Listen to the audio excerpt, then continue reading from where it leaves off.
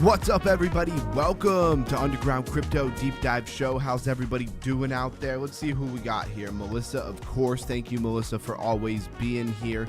Let me get us to the crypto bubbles where we really should be. Look at that sea of red. We got M4 Loaf. Well done, guys. I haven't seen that name in quite some time. Thank you for being here. Shout out to you. Make sure I am actually in the camera frame. We were throwing things together real quick right before we went live here. And then, of course, can't leave out my dog Plague Dogs. Thank you for being here. Sup, gang? We got Green Fingers. All right, we got a crew here. Where's Blues Guy? Where's Camsta? Where's Bankroll? Somebody go let them know that we are live. Appreciate that. All right, biggest takeaway here. IP is down 17.3%. River down 33.3%. As you know, I was in a long for River, trying to get to some liquidity yesterday. That did not play out too well. What is on my mic? That didn't play out too well. I ended up losing about $1,000. That's trading for you. I had made 2,300, gave 1,000 back. Seems like when you're trading, you always give some money back. I'm still up $1,300. Nobody needs to cry for me. I will get it back. I lost 1,000 before and got it back, so no worries there. 19.6% for Zora. You guys should know about Zora. That's actually positive. Very interesting on the day. Pippin is down 22.6%. It's really looking for things that are down big that you would know. Ray is down 17.7%. Kahlua down 18%. Let's drop down another 100 and see what we have going on here. There's Camsto. Ayo. Welcome in. Welcome in. Bulla. Bulla I saw for the first time yesterday was in the top gainers. 157% it is up today. It is up 930% on the week. I'm sure we will be covering that in our top gainers today. Let's do our price rundown. Let's refresh it. So we have the most current, and we're looking at 2.7 trillion in market cap. Ouch. That's a hit, right? So Bitcoin 78,725, Ethereum 2,445, BNB 783. You're going to see a lot of things taking big hits here. XRP $1.67, Solana 105. Looks like it's barely trying to hold that $100 mark here. Dogecoin 10 cents, 10.5 cents really. Cardano 29 cents. Monero $459. Hyperliquid $32, still up 38%. One of the few things that are green right now. Canton Network 13.9% up at about 18 cents, 17.9. Let's call that 18 cents. It's easier. Chainlink $10.04. Good to see something green out there. XLM has fallen down quite a bit. I feel like 18% or 18 cents, down 14%. Zcash $307. Make sure I'm not missing anybody out there. Oh, what happened to my voice?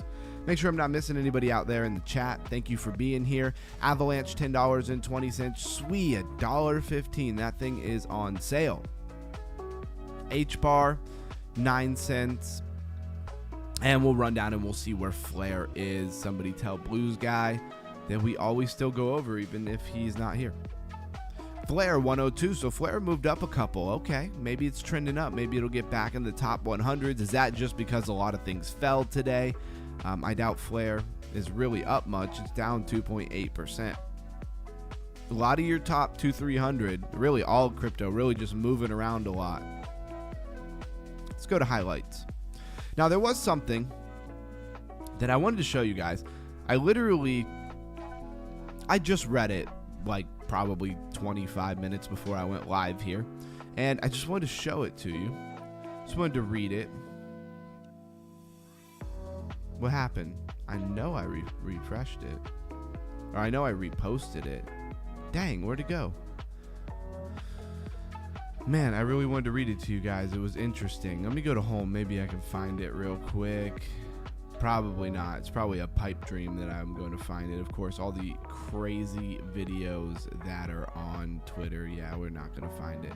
Dang, it was very interesting. It was just talking a lot about the cycles and then the money and then the things that people are kind of, missing and overlooking right now.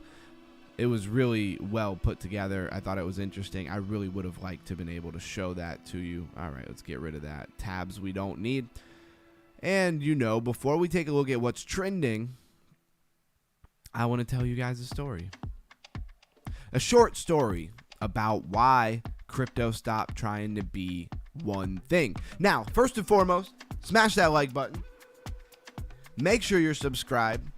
A link to the Discord is in the chat. We're going to turn it up. We're going to bring some energy, even though I'm reading you a story. I just want to thank everybody for being here on a Saturday night.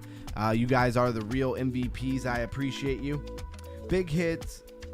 Not so stellar. Lumens HBAR sale. Wow. I'm a load up. Yeah. Well, if you have any confidence in crypto, I guess now is the time to load up on some things, is it not? So I want to tell you this short story about why crypto stopped trying to be one thing. Throw a 111 in the chat if you enjoy raising your crypto IQ, if you enjoy the story angle that we're bringing nowadays, and also if you've been following along in the series. We do a series now and not just a daily topic, so that we can stay a little bit more on task and get you guys, up to speed on a lot of different things in crypto. Everybody's starting in different places, right? I'm not always trying to be the ultimate smartest guy in crypto in the room over here. I just genuinely enjoy bringing educational stuff to the channel. So for a long time, crypto tried to be simple. One chain, one set of rules, one global computer. It was an elegant idea. Everything in one place. Everyone sharing the same system. But as usage grew, cracks started to form. Not because the idea was wrong, but because it was being asked to do too much. General purpose blockchains are designed to serve everyone equally, That sounds fair. But fairness comes at a cost. Every application competes for the same block space. This is very key. Very much in what we've been talking about all week. So every transaction competes for the same resources. Every user's experience the same constraint. As demand increases, performance suffers.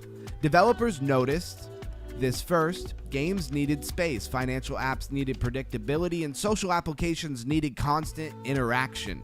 But on a shared chain, none of them could fully optimize for their own needs. That's when an idea of specialization emerged. Instead of forcing every application to live under the same constraints, developers began asking, what if an application had its own chain? One designed specifically for workload, its users, and its priorities. Now, we also talked a lot about modular blockchains versus monolithic blockchain. Bitcoin, Ethereum, they were monolithic, right? They were just one big thing, one big blockchain. Then if you take all the little things that need to happen, data feeds, the processing of fees and all the different things that go on, and you separate them out in the different chains, well, they worked much better. Think layer 2s as a part of modular blockchains, but it made more, fragmentation. It made more, levels and things to go wrong and more places to fix, right? So it had its pros and cons. A lot of what we talked about this week when it comes to raising your crypto IQ is that every time you do something, you kind of create more problems in blockchain, and they have to be solved. And this is the evolution of blockchain technology. This wasn't fragmentation for chaos. It was specialization for efficiency. An app doesn't try to serve everyone. It serves one purpose extremely well. It can tune block times, fee models, and execute environments and governance to match exactly what the application needed. Layer 2s made this possible by reducing costs and inherently security. Modular blockchains, wink wink, made it scalable by separating execution, settlement, and data availability. Appchains are natural outcomes of that architecture. Of course, this creates a new challenge. If everything has its own chain, how do they talk to each other? How does the liquidity move? And how do users experience this without feeling lost? That's where interoperability stops being optional. Bridges, messaging layers, and abstraction becomes the glue that holds everything together. Now we're moving more towards where we are in crypto now. Crypto didn't abandon the idea of a shared system. It evolved into a network of specialized systems coordinated rather than centralized. The future of scaling isn't one chain that does everything. It's many chains, each doing one thing well, connected by infrastructure designed to make a complexity. All right, start over. It's many chains, each doing one thing well, connected by infrastructure designed to make that complexity invisible to users. I don't know why that tied me up. It's because I'm thinking of like two other things I want to share with you guys. Fragmentation isn't a failure. It's how complex systems survive. All right, so that's what kicks us off tonight when it comes to raising your crypto IQ. Of course, we're going to get into the deep dive and hope everybody can feel the energy. My man, Reliable Jay in the house. Thank you for being here on a Saturday night. My man, thank you for being here. And that goes out to everybody as well. All right, so we talked about what was going on here. I must have clicked the wrong thing. We went over the prices. I meant to go to what is trending. Maybe that was what's trending. All right, so Bitcoin, of course, trending, but maybe not for the best reasons, right? Hyperliquid, Canton Network, Solana, Pudgy Penguins, Zero Knowledge Sync, ZK, Maltbook. Okay, Maltbook is not something that I am familiar with. We'll have to check that out. ZK Pass. Okay, most people should know that. Tether Gold. River. Talked a lot about River. Lighter. Talked a lot about Lighter. XRP. Another stable coin here. We won't really get into that. Ethereum and SWI. So the only thing here that is like, I have no idea what this is Maltbook. Probably a meme coin or something like that. No, it's artificial intelligent AI agent. Let's see, max chart. Let's see when this thing came out. January 31st, 2026. That is today, and it's had a little bit of pullback. But how crazy has it been? We're going to have to go to market cap to really see what this is. So 91.9 million at a top here. And it's chilling at about 54.1 million, 54.2 if we take the market cap here, but it actually pumped up first from a 0 market cap and then up and then over, instead of the usual start at a high, drop down, and then drop even more, usually is what we see here. All right, let's get off of market cap, go to price. So this thing has 54.2 million in its market cap, 100 billion tokens, circulating supply matches, so it is fully vested, if you will. Tokenomics, if you don't know them well, you take your tokenomics and you just take the circulating supply and you divide it by your market cap. That will give you price per token, unit, doesn't matter, it doesn't change the math, what you call it. Base blockchain, all right, that's a good place to be. Seems like it's base blockchain native because I don't see any other contracts addresses here. We got categories, artificial intelligence, and AI agent. But let's go check out the website. Or what we really need to do first, actually, is go look at their Twitter. See if we can actually find a Twitter for them. Let's go, says Plague Dogs. Thank you very much. Salute to all y'all. I like that. I like that. So what is this Molt book? So, okay. It looks like it's a lobster. I was gonna call it a crab. I know better. You know, I spent almost every summer of my life actually in Maine, so lobster I'm quite familiar with. I assume it's supposed to be a lobster. It looks a lot like one. Anyways, I digress. Why am I getting caught up on if it's a lobster? But what do crabs and lobsters and these crustaceans do? They molt. So that's where Molt book comes from. I understand why they came up with that mascot. So where open claw bots, that's like twice, right? That's weird. And AI agents of any kind hang out. The front page of the agent internet, made with Matt PRD. I don't know who the heck that is, but I don't know. It's got a meme coin feel to it. 184.4 thousand followers.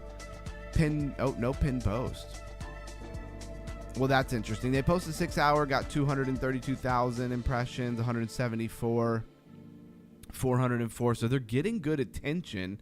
686,000 impressions here for a Molten book update. Okay. Are these, you know, when we're dealing with AI agents and somebody who actually knows how to use AI agents and bots and stuff, I always wonder if, you know, the impressions are real. The only thing that I wonder is if they had the ability to like just bot 686,000 impressions, you would also think they would have boosted their followers. I don't know, maybe it's strategy, maybe this is all genuine. We're trying to figure that out. All right, so a social network for AI agents, where AI agents share, discuss, and upvote humans welcome to observe.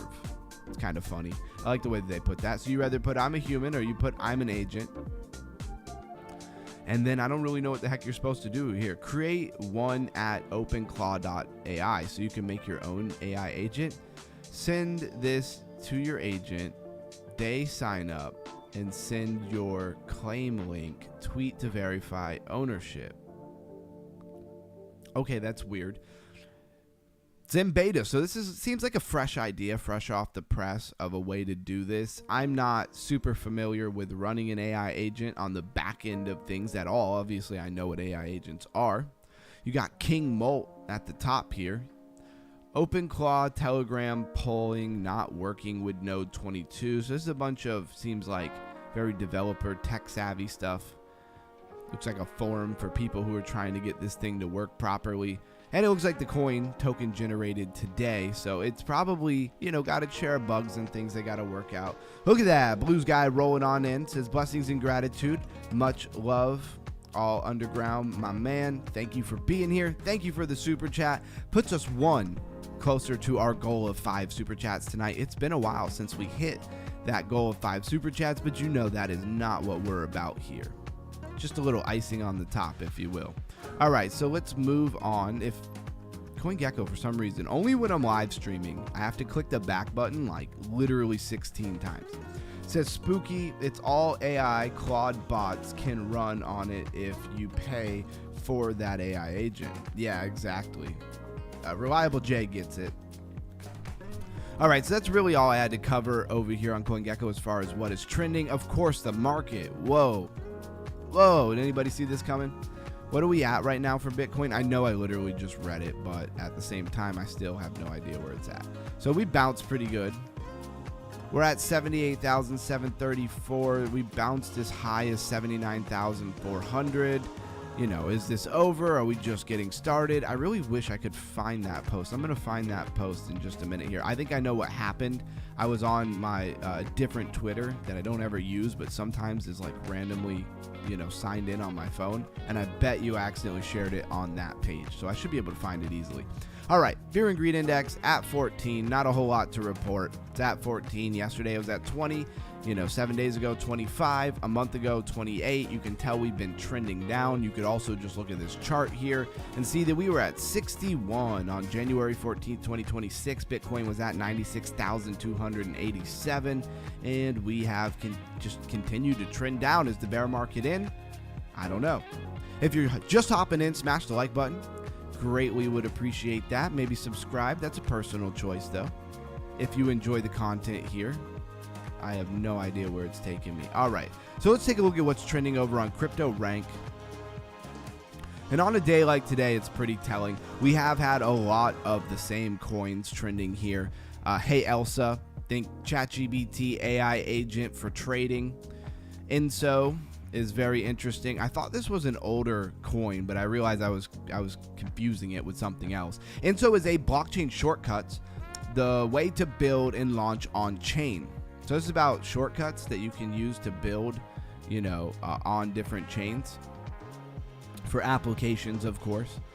So for every intent, there's a shortcut. So you have an intention, right? This is like intentfi or intent-based, I don't know, crypto. It's like a whole category where like the whole idea is like ChatGPT for crypto. That's one of them where like you have an intention, you give the system, the program, the protocol, you know, what your idea is, and then it figures out how to do it. It could be moving money somewhere. It could be staking something. It could be anything. Look at Reliable J grabbing him a membership. Thank you. Hopefully you enjoy those custom emojis. I made them myself, and you might be able to tell that I made them myself a little bit. I got to update them. But it's really weird. It only lets me make like 4 emojis until a certain amount of people. I think it's 8 memberships. And then it like unlocks me to make more emojis. So there will be more emojis. Just they limit you at first. I don't really understand it. They need to let me make as many emojis as I want so that it's enticing for people to actually want, you know, to join the membership. But I digress. I can't tell YouTube what to do. I guess they tell me what to do. Love that. Melissa remembered every time we get a new membership, guys, let's show them those custom emojis. And yes, I made them myself. I'm very proud of them, even if they're maybe a little mediocre. It's really just one of them. It's the brain with the Bitcoin inside of it. It's supposed to be about like raising your crypto IQ, and it smashed it. It looked really good until I put it in here. All right, then we have Hey Elsa, right? Hey Elsa is a Hey Elsa is a cryptocurrency trading conversation bot designed to assist users in managing their cryptocurrency portfolios. We're going to roll pretty quickly through some of these that we've been over a bunch of times. We have Spacecoin. Spacecoin is a DPIN powered by satellites. DPIN is decentralized infrastructure, building trustless internet connectivity on a global scale. Basically, they want to launch satellites and stuff. I've talked about how it sounds cool, but I have no idea how they're going to actually pull that off. It's not a cheap thing to do. If they're not going to launch their own satellites, then they're going to have to, like, you know, buy space and satellites and stuff like that from other people, and that's going to be hefty and expensive. Where the heck does that money come from? Says UG, you awesome, bro. Thank you for all you do. You are absolutely welcome, Blues Guy. Hope some people checked out. Hit me with that, you know, 333 in the chat if you checked out our video moving forward on Kinetic about the Flare ecosystem. You know, we have the king of Flare in the chat, in the channel, in the Discord every day. So there's not a lot to talk about this. It's decentralized satellite internet for global connectivity. I don't know how they're going to pull that off. It seems like what I've been calling IdeaFi. I coined it myself, I think. I don't know. Maybe I read it somewhere, but I think I coined it, where they just sell you on an idea. They sell you on a dream. They take your money. They build the token. They suck the liquidity out of it slowly so it doesn't look like a rug pull. They're getting good at this stuff, guys. And then, you know, you're holding it 2 years later and you can't figure out why it's never going up. Fight.id. Now, this thing is actually has legitimate partnerships with the UFC. I theorize a little bit here that the UFC probably owns this thing. Maybe not, but it's a theory, and or speculation, if you will. It's a speculative market. I gotta speculate. That's what we should be doing.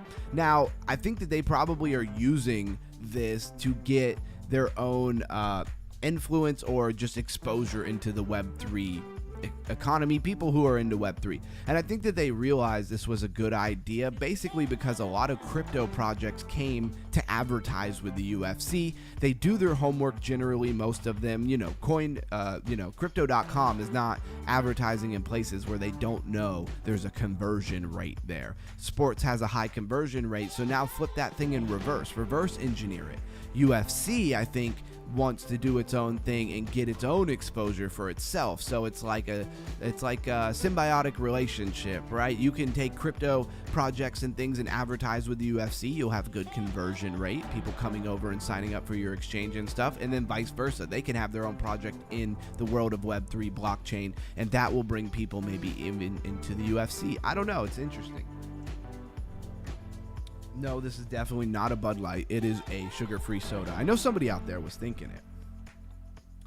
Yep, King of Flair in the house. The next video on Upshift. I think we already did Upshift. Makes you have access to Monad. Okay. Can I? Let's see. What did he say? 333. Oh, you read right. Upshift, Flair, and Monad. You know I've been on Upshift. Nice. Yep, she's already got it. I've been on all the apps. Blues guy says underground. I'm not sure what that means. Just him trying to get my attention, I'm sure. So Fight is a licensed Web3 ecosystem that transforms combat sports fandom into on-chain identity, reputation, and ownership. Let's go ahead and hop over to the website. Welcome to Fight. So you have this Fight ID, and they actually explain it down here, right? So you have your identity. This is your Fight ID, right? This is like your social representation. Think of it like a username, right? Then you have FP, which are fight points that you get from various different things within the app or the chain or whatever they're going to have. I think it's an application, probably for your phone. Anyways, you get fight points, and that's going to become your reputation. You have more fight points, people pay a little bit more attention to you, right? Attention economy, if you will. And then you have the actual fight token, and it serves as governance and staking and all of that good stuff. Solana-based IP token for access. So I think it's really interesting. I think this could work, right? UFC partnership turns every card into a fan base onboarding moment. This is very symbiotic when it comes to UFC and Web3. Can I tell you? Hey, you can tell me. Yeah, Plague Dogs, you can tell me what you want. Melissa says I'm singing too. Maybe he's talking about the song. Remember, guys, I can't hear the song. Hilarious, Melissa. No, absolutely not. I rarely ever have any alcohol. So sing it, Mamacita. There you go. Love it. Yep, love the song. Lifers, good underground. Love it. Can I tell you? It's got to be the song. Yeah, that makes sense. And again, guys, I can't hear the song, but I hope you guys are enjoying it. I do be jamming to the music in the very beginning before I actually go live, just to make sure it's all running well. All right, so this is Fight ID. It's got 15.3 million in market cap. It's been as high as 60, so I don't like the trajectory, but you gotta take in mind what has been going on in crypto. Something like Fight ID is probably not going to hold up. If they think the sky is falling, the bear market's in, crypto's going to 50,000, all of these different things, right? Well, then there's a good chance. That small coins like this are going to get hurt. That's just how it goes. They could be on sale. We could have another leg of a downtrend. We don't know right now. That's just what it is. So let's go to Sentient. Now, Sentient is actually a token I was looking at potentially trading. It has pulled back a lot. The market has not been great. I don't feel like I have to say that for every coin, but a lot of things been bleeding over the last week or so, and then Bitcoin had another leg down today. So Sent's going to be damaged as well. It's been as high as about, looks like almost 5 cents, 0.049, and it's at 0.035 right now, 3.5 cents. 263 million market cap. Been as high as 335, so not so bad in ratio here. But what is it? Maybe you're wondering. Sentient is an AI research organization, and this is the big takeaway. So if you're going to put this in a category, it's AI, right? But more than AI, if you want to niche it down to help you remember, it's a research organization. So they're not just about being an AI company. They're also about like bringing together probably top minds. Maybe they want mediocre minds. I don't know. Bringing together people about AI and moving forward the evolution of the technology that is blockchain, AI agents, everything that goes along with it. Paint you a picture I think you understand. Said, oh, you can't hear the tunes. Yeah, I know. I need to set it up so I could. Bobbing our heads while we get in our knowledge. There you go. We are. Thank you, Underground, for playing it. It's very enjoyable. Absolutely, guys. Anything for you. So the home of an open source AI reasoning. And again, I kind of already gave you the sauce of what this thing is. Stay up to date on new research, agent architecture, and community programs pushing the grid and an open source AGI forward. So the other part of this thing, besides being research and things in a collective of people trying to forward AI, it's also very much about open sourced AI because, of course, ChatGPT, Grok, all those different things. I don't know that they're not open source, but I would imagine that they're not because they are owned by somebody and they don't want to give away their code. If they're open source, people could easily copy and then they wouldn't have, the ability to own it. Then we have ImmuneFi, and ImmuneFi keeps trending. We've looked at it a long time ago and it's just kind of popped back up on our radar.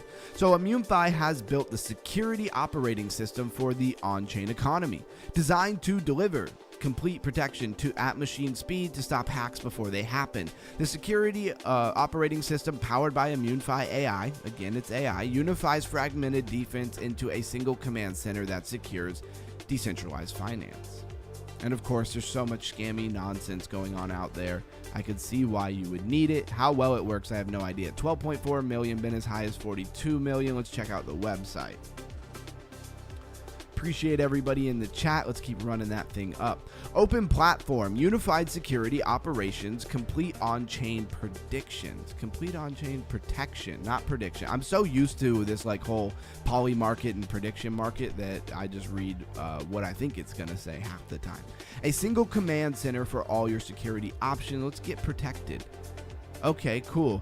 The last time that I looked at this, I didn't feel like they had a product. I didn't feel like they had anywhere for you to go. So they've added this get protected. Now I'm going to go ahead and go out on a limb and assume that it costs a decent amount of money and that it also is very much for, big crypto companies and I guess stuff like that. Maybe not your everyday person. I don't know what it costs though. Bug bounty programs, code review agent, audits, monitoring. So they could do a lot of different stuff. I could see this being useful. It keeps buzzing and I'm not really sure why. It keeps trending. I wouldn't think that retail would understand this nor find it that interesting, but I guess maybe they're doing really good marketing. What do I know? Said Banker Coin still looking okay in all this bloodshed. Yeah, we went over Banker Coin yesterday. We'd actually been over it quite a few times before, and we already went over Molten there. I will touch on Banker Coin in just a minute. So Kindred, or Kin, not familiar with this, at least not off the top of my head. Kindred AI is an AI companions from licensed characters with decentralized memory and voice-rich interactions. Okay. I don't love the whole AI companion thing. I think it's weird, but I know there's a market for it. There's a lot of lonely people out there. Don't get me wrong. I know that it could make money, but you got to do it well. It's got to be done tastefully and not just super pervy. I don't know. Maybe that'll do it. Who knows? You know what I mean? I don't know if there's the people really looking for that in crypto, but there are people out there looking for that. 16.9 million all-time highs, 2.5 million market cap. Huge disparity in my opinion. I actually want to go to, say, the 4 hour. Let's see how long this thing's been around. Okay, we're going to have to go back a little farther than that. Let's go to the daily. Oh, maybe not. I'm looking at the volume thinking those are candles. So yeah, it came out yesterday, it looks like. And that is why I don't know what the heck it is. Let's go over to their Twitter and see how much attention they're getting. 158.4 thousand followers. That is not all that big, right? But they are just getting started. They have 1,000 posts, so they've been posting for a little while. So Kin is now live on Binance Alpha. Makes sense. 206,000 impressions, pinned posts from January 30th, which is yesterday. Claims are not live yet. Will open 12 o'clock UTC. All right, let's go look at their actual website, see what the heck they are. So a new universe where icons come alive. Okay, so this is looking maybe more when it comes to like, you know, characters you would know. Synchronously, why can't I say that? Synchronously cognitive. Man, you ever have a word just mess you up? Try reading live on the internet. Compassionately crafted, empathy at its core. This seems like sell you an emotional thing, in my opinion. Sato, pre-sale, the new universe token. I love how they put a bunch of stuff in front of the words. That makes it easy to read, right? So they are over on Twitter, Instagram, Discord, Telegram, Deck. You can get in the wait list.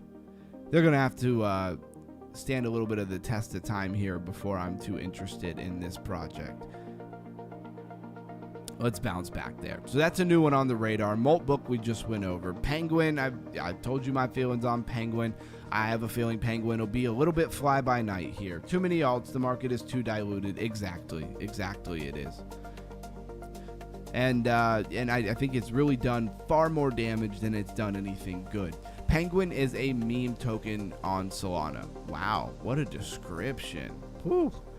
Don't give us too much detail right there. That's literally the description. And that is why I think I wouldn't touch this thing with a 10-foot pole. And it's all about walking away from the crowd and not being a part of the crowd. Yep, it won't even let me go do it.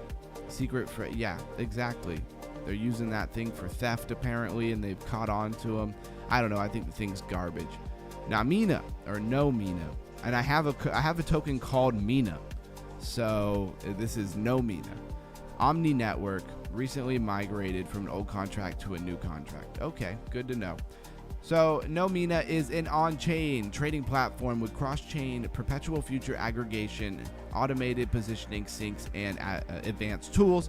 So I gotta say that I feel like there's too many of these decentralized exchanges out there. We don't need any more of them. There's a bunch of them that work really good. I have to move out of some of my alts to USDC. Okay. I never tell you what to, never financial advice. You do you. 22.3 million, 138 million all-time high. Not horrible disparity there. And let's go look at the website. Really, more than anything, you just want to go straight to the DEX, right? I don't really care about their stuff they say on their Web 2 version of their website. And this thing is just straight plugged into Hyperliquid, right? So with it being kind of straight tied into Hyperliquid, it's just a bunch of Hyperliquid coins. First off, I don't like the way it's set up. Where is my chart? I don't have a chart. That's not going to entice me to trade on here.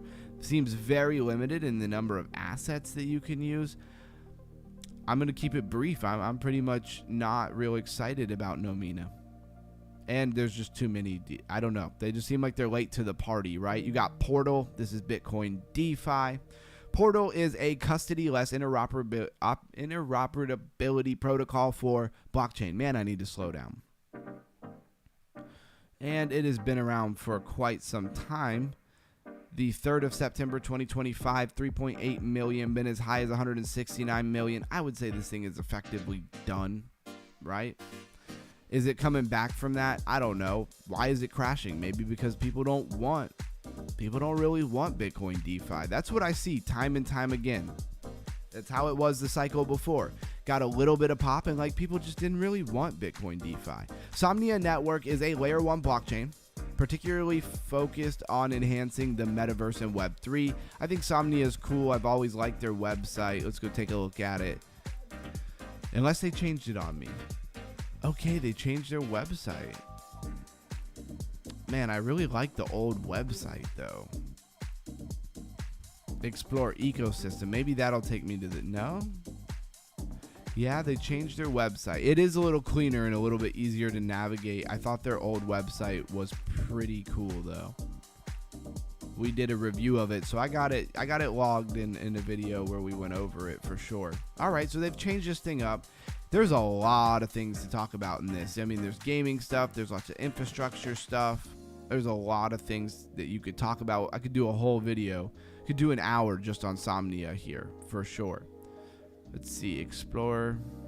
Oh, that's just like literally the Explorer. Now, Somnia is a layer 1. Keep that in mind. And it's all about gaming pretty much, which we need. We need a very serious, well-orchestrated, focused DeFi gaming platform. A lot of the gaming platforms we go over are just so lackluster that they're never going to make much waves in the blockchain gaming space. And MemeX is a decentralized exchange offering user-friendly trading experience, blah, blah, blah. Another one for the books.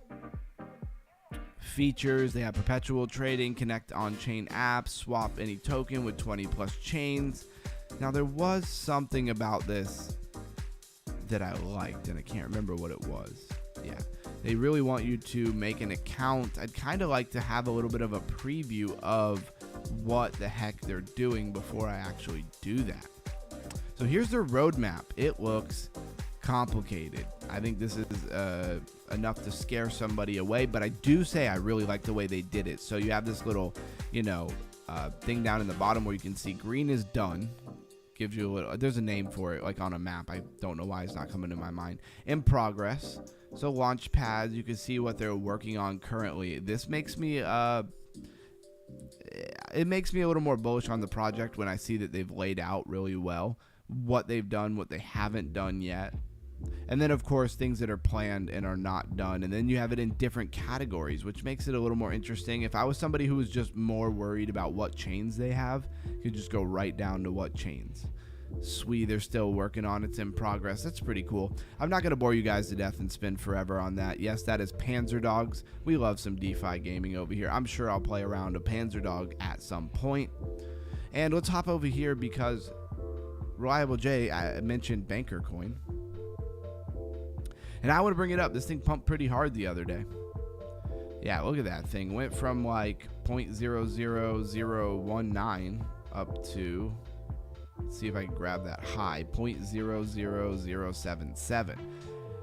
Either way, it was a big pump. Let's look at the 7-day. It's up 213% in the last 7 days. Max Chart says this thing came out December 9th, 2024.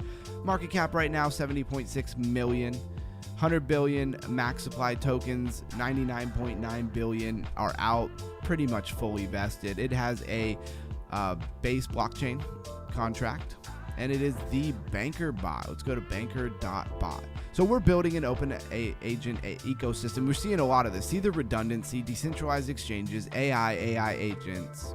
What else are we seeing? Maybe financial protocols. Definitely see a lot of lending and staking protocols, stuff like that. And I wonder how much those protocols get hurt when Bitcoin starts dropping and things like that. Are they still able to make the yield that they're, promising people? Look at Go to the Gym Bro coming on in. Thanks, man. Says, good evening, Underground Crew, live crypto. Thank you for being here. I appreciate you. We're just deep diving and kicking the show off. You haven't missed too much. So we're building the open agent ecosystem, and that's what BankerBot is all about. You got launch terminals over here. You got to sign in. You got some leaderboard. You can see who's doing the most. BankerBot is first, of course. That dude Boz. Okay, and you got a lot of like actual users, it seems like this in the actual leaderboard, but they're probably all bots. Connected social metrics come from cookie.fun. If you don't remember the craze of AI agents, then you haven't been in crypto very long. And then that means you're in the right place, though, because we will raise your crypto IQ and get you up to speed. All right, so a lot of these other ones you should know. Lena, Plasma, Monad. So ETH Gas is very interesting. So ETH Gas is a marketplace and infrastructure layer built for Ethereum networks, block space, and gas markets, right? So we've been over a lot of very more technical things when we're trying to raise your crypto IQ when it comes to crypto. And I'd have to say one of the big things is the space inside a block. Now, if you had to turn to your grandma or somebody who doesn't know anything about crypto, and you just had to explain what blockchain is, could you do it? Just blockchain, nothing about all the other stuff, just what is a blockchain? Could you do it? And if you don't have that ability, then that means you simply don't know it. And if you don't simply know something, you can't simply explain it.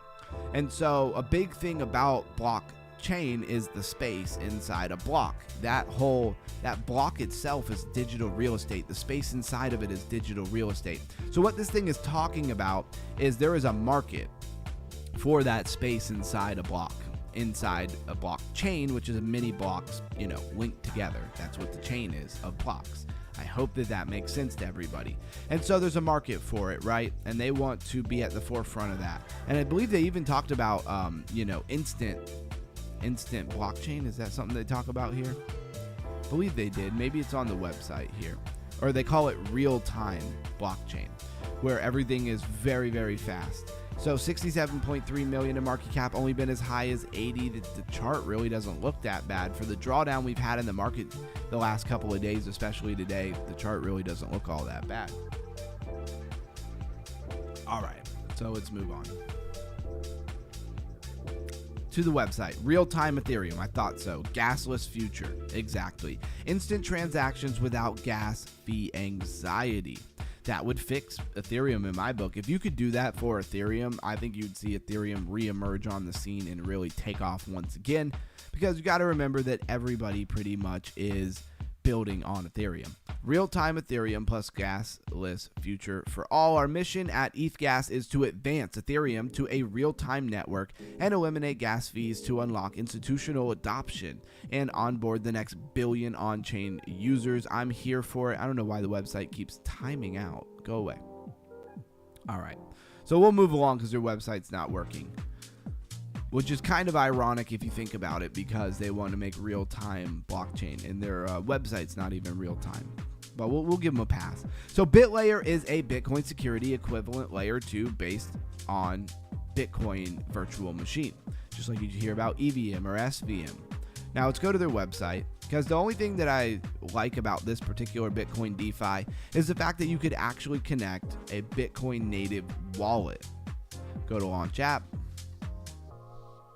Crypto knowledge, blockchain, Ethereum, Bitcoin, Solana. Exactly. Okay, so this is Bitcoin Fi, right? Premier Bitcoin Yield Hub. They're cranking out some APY with SWI, 19.2%. I think that's kind of impressive. If you could get that for a whole year, on a decent amount of money, you might have a little bit of a come up. But if you go to Connect Wallet, you'll see they have SWI mainnet, Ethereum virtual machine networks, and then Bitcoin. And you can actually get a Unisat wallet, the OKX BTC wallet, and Xverse wallet. So the Unisat wallet and things like that, it's all Bitcoin wallets, and so that's actually quite impressive. But Bitcoin DeFi, I feel like, is just a whole nother topic. We've been over that coin many times. Axie Infinity, you should know what Axie Infinity is. And of course, Bitcoin, Solana, Zama, think homomorphic encryption. I know you had that on your crypto bingo card. This thing has raised a good amount of money. We've been over it so many times that I'm not going to go over it today. So River, should know what River is. We've talked about River a lot. I made a lot of money on River. I lost a lot of money on River. I'm still up $1,300 on River. So do I love River? Do I hate River? I was just on the wrong side of things, that's for sure. So Flying Tulip is... let's see, an on-chain exchange that provides spot trading. It's just another one. At this point, it's just like, okay, everybody and their grandmother has a decentralized exchange. Better yield, better user ability. Where's the product? No, I don't actually want to connect my MetaMask. No, thank you. I think with any of these, the name of the game is I should be able to quickly go and look at your actual decentralized exchange, whether I connect or not, sign up or not, and I should be able to see what is going on. That this whole launch app thing, it needs to be on the front page. It doesn't need to be buried under a tab. So puts here. I don't know. This is boring to me. This is not how I would want to trade. And this is a little bit more of like, your TradFi style trading where you have puts and stuff like that. Your average crypto trader is not thinking about that. Sentient, we've been over. Moonbirds, or ticker Burb. Good. River, no comments. Yeah, Blues guy, I feel you. BTC forming nice cup and handle. Let's check that out real quick. I will port us over to TradingView, and we shall check that out. It's like a cup and handle with a cup and handle. That's pretty awesome. So you have this. Oh wait, that's not what I clicked on. What are you doing to me here? All right, so first, of course, you have the cup with the handle. But then you have a cup with the handle. that last cup and handle was a little ugly. But, or you could just say the entire thing is a cup and then that's the actual handle. And it's breaking out. So where do you pull your measured move from? Top, bottom, usually about middle of the cup. You put that on the breakout of the handle, which would be about here. Let's see, let me think this through. Would I put it here?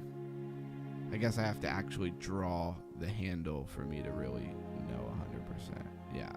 Yeah, so you haven't really broke out yet, I don't think. But it looks like it's threatening to break out here, and that would run you all the way up to 81,144. That would be a pretty nice recovery. Now, it doesn't mean that we can't go lower. I mean, we had... Oh, I'm in the 1 minute. This is not where I want to be. If I'm trying to show previous price, I would want to be like 15. There you go. So look at this. We had a very similar thing here. And you could even argue you had like a cup and a handle, and that thing did not play out. So it is what it is. But you could definitely be watching this. Basically, this is just taking you back to the 200 day moving average on, say, like the 15. I'm sure the 5 is, above it, but the 15 I think is a more notable long-term. If you're looking to see what's going to happen in a week, 15 minutes better than the 1 minute. I think we all agree on that, right? And so back to the 200, see if we get rejected, see if we don't get rejected. Let's go look at like the 1 hour. You definitely have bullish divergence. Look at that. So what is playing out right now with the bounce seems to me like it's bullish divergence playing out. Is it enough to get us a full reversal? That I don't know. Of course, you also have the idea of this shoulder, maybe head and shoulder. But we said that in other places, and we never got it. So there's no guarantee. Remember, patterns, just because you see like an inverted head and shoulder, it's like a 68% probability, I believe. It's not 100% probability. Just because you see an inverted head and shoulder does not mean something is going to pump. And let's go look at River, because look how garbage this coin is. Just miserable. I mean, it's hard to even put it in frame. Dang, that sneeze came out of nowhere. I feel like I say that every time. All right. So, yeah, look at this thing. Just straight bloodbath race to the bottom. They sold this thing off so hard. It's almost like they knew something was coming, right? Because this thing started selling. When was this? On Monday, the 26th, right? Of January, this thing started selling. Had a one little pump, probably an exit liquidity kind of pump here, and then it's been nothing but down after. It's amazing that I even made any money. I mean, I nailed that top, and then see how like I kept getting these actual recoveries? Nothing. They wouldn't give me any recovery yesterday, and so I eventually had to bounce. And it was my fault when it comes to my strategy. At one point we were pumping. This is way before I was even live. We were pumping, and it looked like we were just, $1 away from the big liquidity. I thought for sure it was going to go there. I doubled down, and I realized now that that was probably not the best idea. And that's basically what caused me to lose $1,000. If I wouldn't have doubled down at that moment, I would have been fine. I would have mitigated out of it, no problem. All right. Full moon, it usually pumps. When is the full moon? Somebody will tell me here. Look at that. TM hustling. Just another day, another dollar. Beautiful. Thanks for being here. What's up, TM? Said it went well. No complaints here. Not sure what they're talking about. It's hard to stay up with the chat all the time. All right, so we got Moonbirds. Moonbirds is a 10K Ethereum OWL PFPs, NFTs really, nesting utility for community access and yield. That's a very weird description, but I guess it's accurate. And this thing has been getting a little bit of traction. It's been around since the 28th of January 2026. So it wasn't that long ago that it launched a token, although it's been an NFT collection for quite some time. So they've changed hands a couple of times. We did a little bit of research. Bankroll went into their Discord for us one day when we first came across this and gave us some sauce. Said true that tomorrow 5 p.m. Okay. Thank you very much. So a new chapter for Moonbirds. Orange Cap Games is bringing fresh innovation. So this thing was sold to Orange Cap Games. Somebody had it. They sold it to a company you would recognize. I can't remember. I think it was YGI Labs. Yeah. It was sold to the same people that have Bored Ape Yacht Club. And then they eventually sold it to Orange Cap Games. And I guess Orange Cap Games is doing their thing, and they're going to, revise this and take this forward. With a name like Orange Cap Games, you would think they have some kind of game coming for it. There's speculation. They've hinted at it, but no really official release here. Let's go look at their Twitter, see what they're talking about. So Burbish, that's kind of their branding. Super Burbish. Ticker is Burb, right? Burb claim in Nesting 2.0 is now live. That's from January 29th. Has 1.1 million impressions. Pretty good. They only have 255.8 thousand followers. I don't see a niched out community here, which is interesting for a project like this. And is this going to be big like Pudgy Penguins and Bored Ape Yacht Club? I feel like Bored Ape Yacht Club's really taking a back seat right now. Although when you go to the website for Bored Ape Yacht Club and you look at what they're building, it looks super cool. So I don't know if they're just quietly building in the background.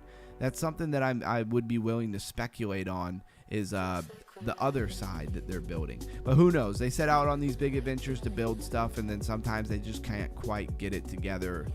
Wrong team, wrong person leading the team is all it really takes. So we have this Mesh. Mesh is a crypto asset management and payment platform. Here are the founders. I don't usually waste too much time on them if they're not a big enough project. $75 million raised in that seed round, $205 million altogether. Let's go look at their Twitter. No token generation event as of yet, but I want to look at their Twitter and see how many times they've posted. 1,390 posts. The leading crypto payment network, connecting hundreds of exchanges, wallets, it's not even worth reading the rest. There's a bunch of projects talking about being the leading crypto payment network. One of them is probably going to be that, but until I see it, I don't know. It's idea-fi for me.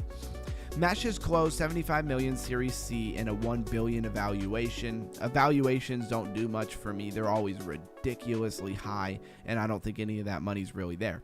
This is more than a funding round. It's the beginning of the end for legacy payments. Now, obviously, I'm bullish on the technology. I'm bullish on the application, and I'm bullish on crypto and blockchain. But who's going to actually be the first to really nail this stuff? I don't know. And really, will they nail it, or will they niche out into something? There'll be room for other companies and payments to really niche out in something else, and there's room for all. I don't know, but we will see over time. 23,000 impressions is pretty weak sauce since it's been around since January 27th, but it is far more than they have followers. I think you have to always realize that financial stuff is just not going to hold the attention of retail, especially in the market that we're in right now. Then you have Accurist. I used to call it Accurist. I like Accurist better. It sounds better. It rolls off the tongue. Is a decentralized computation network using smartphones for secure execution. Boy, have I said this a lot. AI needs a lot of resources, right? And it doesn't matter if it's AI outside of crypto or inside of crypto, or just big tech in general using any kind of AI, ChatGPT, Grok, whatever.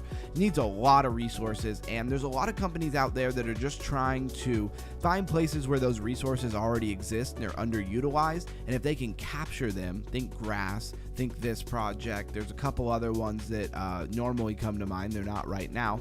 And basically, they're just trying to get you to sign up, run their program. They're going to use computation resources from your phone.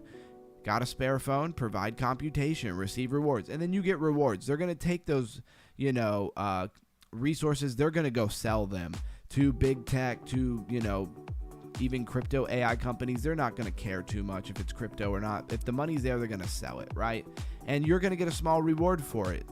It's not a bad thing. They're not ripping you off. You can't take your resources from your one cell phone and go sell it. You need somebody to kind of put it all together and actually have it so it's something, that works for a big company, because they don't care about the resources in your phone. Now, they might care about the resources in 500 million phones around the world, or even 100 million phones around the world. That is substantial, but your one cell phone is nothing. So I don't really fault these people for doing that. Now, Fogo is another one that's on the radar. It is SVM layer 1 blockchain designed to deliver real-time experience at scale. We are kind of messing with Fogo a little bit, right? So there's this one project on Fogo, or I should say it's utilizing Fogo, and it is this Fogo fishing. It's even in the name. And so this is not quote unquote Fogo itself, but it uses Fogo technology. And you see you're on a river, you got a boat. I paid $5 for the NFT on the boat and the ability to mine this fish. This is a fish token. Now, it is an actual token that you can get money out of. I can go to an actual swap and I can show you that you can swap out of this fish token. But in order to do that, you have to process. Now, one thing, the longer you hold it, the more yield you get, right? So if I keep holding this 8,000 fish number will go up, right? But one thing that I don't like is they have a processing fee of $10. I don't know if that's what that's about. It really ruins the entire thing, in my opinion, because you're not making that much money unless you're running this thing for like a year. It's just kind of weird. Anyways, what is this? I haven't seen this yet. Somebody trying to send some junk to my wallet here. Yeah, whatever. Anyways, the whole point of Fogo, though, is you go over to these sessions and you can pick your duration. I can say 1 week. Keep me signed in for 1 week. I haven't refreshed it in a while, so it's actually not going to work right now. But it makes it so you don't have to pay the constant sign-in fees and stuff like that you would get with most networks. You've used MetaMask, you know everything you do, you got to like sign a transaction, run a transaction, and this thing just keeps you constantly signed in, so you're saving money on all those fees. It's built specifically for Solana and Solana's virtual machine. Hopefully you know what virtual machines are. Anyway, so Fogo is very interesting. Fogo on the radar. The tech sounds like it's good. It keeps me logged in, so my miner keeps mining, and I like that, right? So 128 million, been as high as 233. Really not that big disparity if you take in mind where the market has been. And if we come down, let's see when the heck this thing came out. The 15th of January, 2026. So like, 16 days ago, this thing came out. That's really not too bad. It is a layer 1 coin. It's its own chain. If it's a layer 1, it's its own thing, but it's built on Solana, and it was launched via Eco and the Binance wallet. Moving on. So full moon, oh true, 5 p.m. full moon. Okay, so tomorrow we should be pumping. Is that what you're trying to tell me? So let's go ahead and move out of here. And let's go back to CoinGecko and let's go take a look at... I'm just clicking all the wrong buttons, right? Top gainers, top losers of the day. And we already rolled through our first hour. Shout out to everybody who's here. We got up to like 20 people on here on a Saturday night. That's pretty good. So Bulla, let's talk about Bulla, because this was a top gainer yesterday and it must be very Bulla, very bullish. Yeah, look at this. Look at this pump on the max chart from 3 cents to 32 cents. It did a 10x since like yesterday. Impressive. 91.4 million in market cap, 1 billion tokens, 280 million circulating supply. Therefore, it's just a little bit over 25% vested, if you will.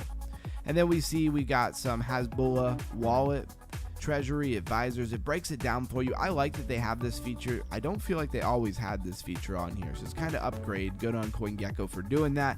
Is a BNB smart contract address. And our BNB smart chain contract address. I said that weird. It's a meme, of course, and we're going to dive into what the heck kind of meme it actually is, because I want to know, does it have any utility? It doesn't matter what it is nowadays, if it's a meme coin or NFT project. If you have no utility, I have no interest. So do they even have a website? Right, they didn't as of yesterday. The most anticipated launch on BNB chain, Bulla. Why is it so anticipated? BullaMascot.io. Is it gonna load? Is it a scam? I don't know. Okay, that's as much time as I have for that. So Bulla is live. Pin post 172,000 impressions from the 6th, June 6th, 2025. That was a long time ago to have such few impressions, but 4,200 followers is pretty low.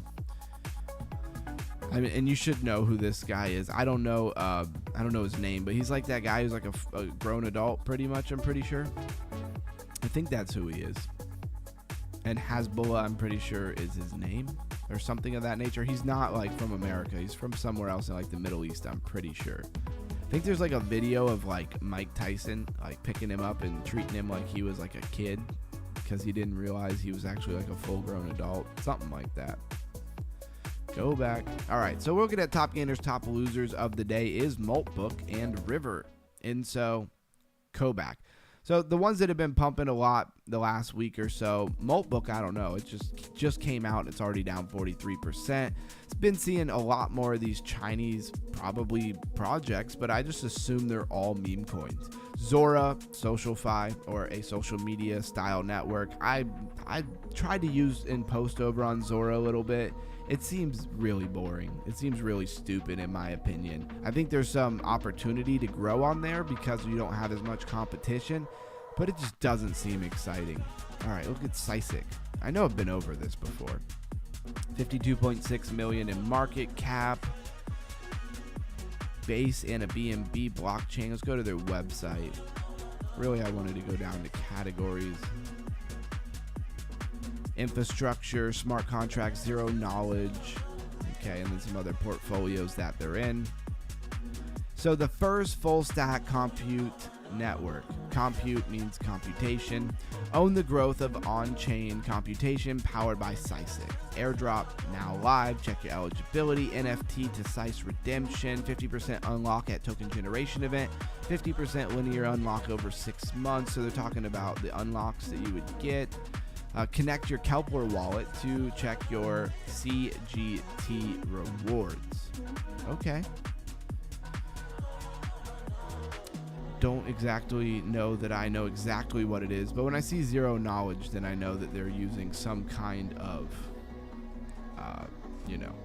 roll up, or you know what zero knowledge is, the ability to verify stuff. So this is verifying stuff in some manner. I guess that's what I'm really trying to say. Yes, it's like the pattern is obvious, not 100%, but more than likely. Yep. Yes, he is a tiny man. Looks like a kid. I got to crash. Good night. God bless. Reliable J, thank you so much for being here, man. I look forward to maybe talking to you sometime. Hit me up. Have a great night. Decentralized prover and verifier network for ZK. Right. This thing is all about verification. It's why it's considered infrastructure, right? It is DePIN, decentralized infrastructure. And I'm just clicking all the tabs at will, at random. I don't know why I have a bad habit of just like clicking every tab. So we got ZK Pass CoinX. We're not going to go over every token on here, but I do want to tell you, if you see a token in the top gainers or anywhere that we're just like, I don't click on and go over, but you're like, what is that? Just drop it in the chat. We're here for you. We are a new up and coming crypto YouTube channel, right? We're just about to be fully monetized. We have been hustling. I've been doing it for like 2 years at this point, something close to that. And so I appreciate you coming on in. Smash the like button, subscribe, join our free Discord where we are when we're not live streaming. Great community, crypto family over there. I really appreciate everybody who is involved. Just wanted to say that real quick. I'm going to bounce from that and we're going to go to something else. All right, so it actually wrote. No, that's not what we're going to. Give me 1 second. Intermediary moment here so I can get this where I need it to be for our talking points tonight so we can raise that crypto IQ. I know everybody wants to be smarter in crypto, right? Everybody wants to do better in crypto. And this thing needs to load. So with that, how's everybody doing? TM Hustlin says 2 years. Yeah, I started off making just pre-recorded like reviews. Basically, this is how it started. While I'm waiting for this to go, I'm going to tell a different little story real quick. This is about the channel. So I was spending a lot of time, basically what you saw me doing, going to CoinGecko, looking at all the different coins, clicking on them, seeing how I felt about how much attention they were getting on Twitter, how long they had been around, everything we normally run through. I don't have to explain that part to you. And so a couple of things. One, it was taking up quite a bit of time, but I felt like to be a good speculator in the crypto market and to raise my own crypto IQ, I really needed to do that. And I think that was the right thing to do. Now from there, I realized that I needed to do something with it because I'm spending way too much time doing it. But the thing that gave me the push to start the YouTube channel was the fact that I wanted a community of people who I could share what I found with, bounce stuff off of them, have other smart people who are really niched out, because I realized really quick that it was kind of impossible to be in every category of crypto and be, on top of it and keep all of that together all at one time. Like, for example, if you're going to farm airdrops, like that's what you do. You farm airdrops, right? Like, you're not doing a bunch of other things. If you're looking for who has the best yield somewhere, that's what you're doing. If you're trying to see what's trending every day all the time and speculate on what's going to pump really big, like that's what you're doing. You're not farming airdrops and doing that and having a job and a family and a company, and that you're like, maybe if you are like 16 and you live in your mom's, basement or attic or whatever, you might have time to do multiple things like that and stay dedicated. Another big thing was the channel. I was doing a lot of deep diving, but I wasn't every single day, right? I'd have days where I'd miss. And I wanted to make myself accountable to actually doing it every single day. That's why I had to start the channel. And so I started doing the reviews. Now, I was deep diving more and more and more because I had a channel, but I wasn't putting a video out every single day, but I was doing pretty well. And it was a big journey with a bunch of things as far as like, how does YouTube work? How do I get people to click? How do I get people to even care that I'm out here, right?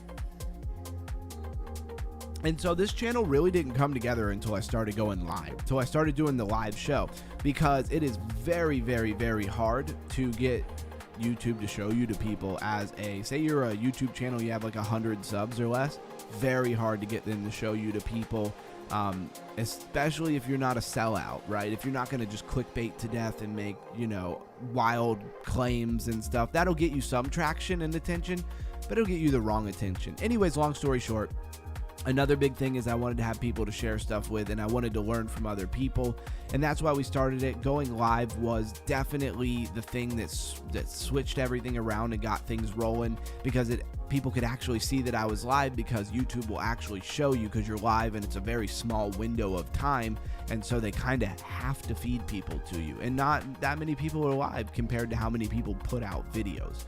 Anyways, that was something I just wanted to say while I was waiting for this to load. So this is going to be somewhat in depth. I hope you guys got your thinking caps on.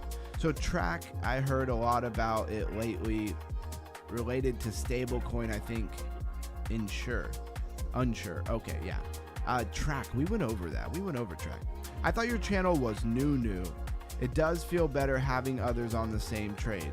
Yeah, exactly. Well, yeah, because most people, like, I say I've been doing it for 2 years, which is true. But, like, to me, my channel started when I started going live. And if you count, like, if you said, like, the channel started when I started going live, then I would say it's only been about 5 or 6 months. So you're not that far off. But me making videos, pre-recorded videos, I was doing that. I used to not, it's all been a progressive thing. Like, I didn't used to not know how to get myself on camera, right? I just did a voiceover while I went over, screen share. I didn't actually have a good microphone at all.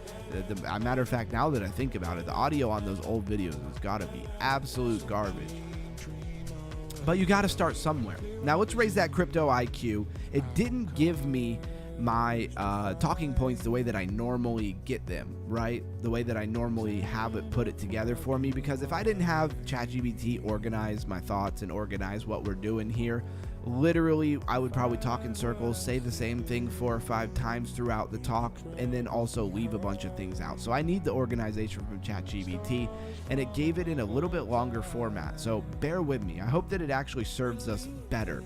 So why general purpose blockchain struggles at scale? So a lot of what we're talking about is scalability, right? That's been a big theme of the week, and explaining why scalability is a problem. So when blockchains were first designed, the goal was to create a single shared environment where anyone could deploy applications and interact under the same rules.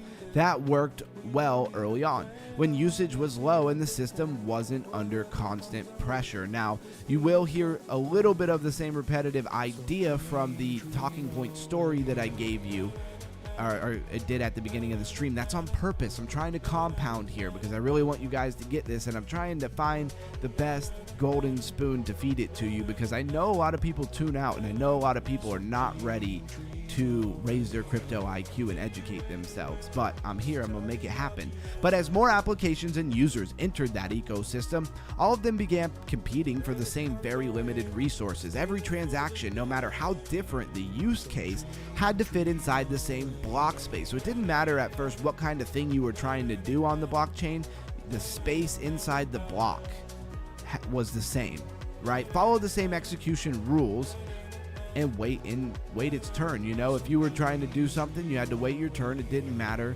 really how much money you wanted to spend or anything. At the end of the day, it was bottlenecked. What are we saying here? You're doing great and you're finding your sauce. Much respect and admiration. Thank you, TM Hustle. And it's been a pleasure to get to know you and have you on the channel. Just want to say that because you're always posting. You always say nice stuff. I really appreciate you, brother. Thank you. This creates friction. Financial applications want predictability, games want speed, social apps want constant interaction, but a general purpose chain can't optimize for all these at once. As demand grows, performance degrades, fees rise, and trade-offs become unavoidable, right? So you're gonna have to give and take a little bit. And another good takeaway from this here, I like to break it down after I read it, is that no matter what application you were running, they all really wanted different, very specific things. Like a financial application wants just the predictability to know that every transaction's gonna go through. Games want speed, and social apps need constant interaction, meaning they need constant things going through constantly through the blockchain if you want to have like a real social media platform or, you know, SocialFi. The problem isn't bad design, actually. Now, that's what you would think at first. Oh, this thing is just not designed to do this. Well, that's not exactly true. It's that one system is being asked to serve too many conflicting needs at the same time. It's being pulled in every direction at one time, and they had to solve that. So what app chains actually are? An app chain is a blockchain designed to serve single applications or a narrow set of use cases instead of everyone at once. Again, app chains. Have you ever heard of an app chain? An app chain is a blockchain designed to serve single applications or a narrow set of use case instead of everything at once. Think modularity. Rather than sharing block space with unrelated activity, an app chain dedicates its resources to one application. That means block times, fee structures, execution environments, and even governance can be tuned specifically for what the application needs. Instead of competing with the entire ecosystem, the application controls its own environment. This allows developers to make trade-offs that would never be acceptable on a shared chain, but makes perfect sense for a specialized system. So when it comes to the gives and takes, they can give and take specifically for what that application needs in that app chain that you would never be able to do on the main chain because it would put too many other things, you know, obscure or off in the distance and make them work way worse, and you'd be really favoring one thing over another. On the main chain it doesn't work. So app chains don't exist to replace the layer ones, they exist to remove the pressure or the bottlenecking from the layer one. Now I hope everybody is getting it as I watch viewership drop off. I'm not going to stop with the raising your crypto IQ. I know a lot of people are here for the deep dives and stuff like that. We did that. They got their sauce. They got what they wanted. Just want to say for the people here, I appreciate you hearing me out. So how specialization improves performance and UX. When you see UX, think userability, the interface that you deal with in an app or in a wallet. So specialization changes everything about how a system behaves. When a chain knows exactly what kind of transactions it will process, it can optimize aggressively. Games can prioritize speed and low fee. Financial apps can prioritize security and predictability. Social applications can prioritize throughput and responsiveness. Users' experience improves because the system no longer is overloaded in unrelated activity. Fees become more stable and performance becomes more consistent. Developers gain more control over how their applications behave under stress or under load. And so basically everybody's much happier is the takeaway. This is the same pattern seen in traditional systems. General purpose infrastructure gets you started. Specialized infrastructure is what allows systems to scale reliably. And it's all about scaling. You can have a great idea for tech, but if you can't scale it, if the world can't use it, then what do you really have? You got to be able to scale. And it goes for businesses, it goes for tech, it goes for everything. Appchains versus layer 2 versus monolithic chains. This should be pretty interesting, right? So I wanted it to kind of put these all together, and it says versus, but I wanted it to put this part all together so that you guys could really see the way that the evolution is and the way that these things work together. So monolithic chains, think Ethereum, think Bitcoin. When one chain is doing everything, they try to do everything in one place: execution, settlement, and data. So these are the main functions of any blockchain, right? This keeps things simple, but it creates bottlenecks for usage because all of this execution, settlement, and data is trying to go through the one chain. I totally clicking buttons here. Layer 2s are here to move the execution off the base layer or the layer 1 while still relying on the layer 1 for security. They reduce cost and increase throughput, but they still serve many applications at once. Appchains take this one step further. Instead of sharing a layer 2 with many unrelated applications, a single application runs its own chain, often built on top of an existing layer 2 or modular infrastructure. Think of it as the difference between renting a space in a busy apartment building versus owning a small building designed specifically for your needs. And another thing I want to say here is that what layer 2s do is they take all of the transactions. Normally on a layer 1, every one of those transactions would have to be verified individually, one at a time. They just group up a huge number of them, and then they send that through in what's called a roll-up, because they've rolled up all of those 1,000 transaction, 10,000 or more transaction, whatever number, into one transaction.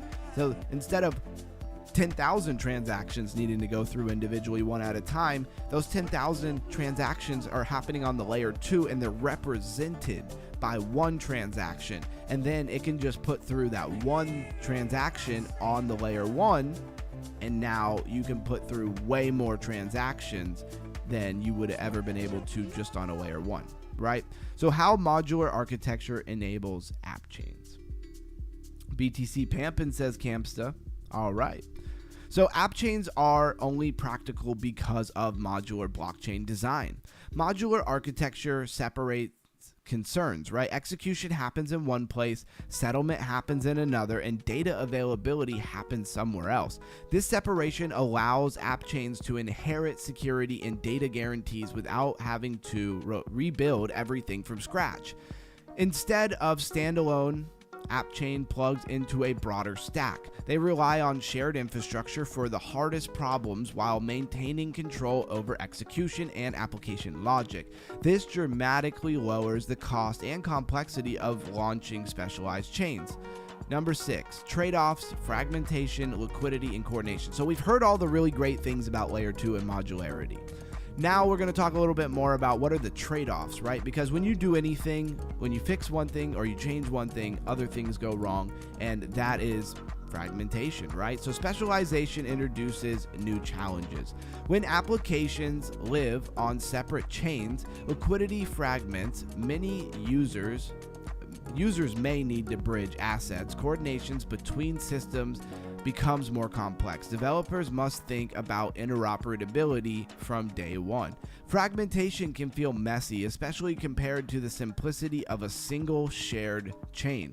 But fragmentation isn't inherently bad. It's a natural consequence of growth and specialization. The real challenge becomes making that fragmentation invisible to the users throughout better tooling, abstraction, and routing. And I know this is a little long. I don't know why I wrote it so long, but I actually really like it personally. Why interoperability becomes critical. As specialization increases, interoperability stops being nice to have. Appchains must be able to communicate with other chains, move assets seamlessly, and share state, think like memory, and messages. Without strong interoperability, specialization turns into isolation. This is a really good point here. Without interoperability, specialization turns into isolation. With it, specialized systems can behave like one cohesive ecosystem. This is why messaging layers, bridges, abstraction frameworks become core infrastructure rather than optional add-ons. What this means for the future of crypto stack. The future of crypto isn't one dominant chain that can handle everything. It's a layered system. Secure base layers, scalable execution layers, specialized app chains, and abstraction layers that hide the complexity of crypto.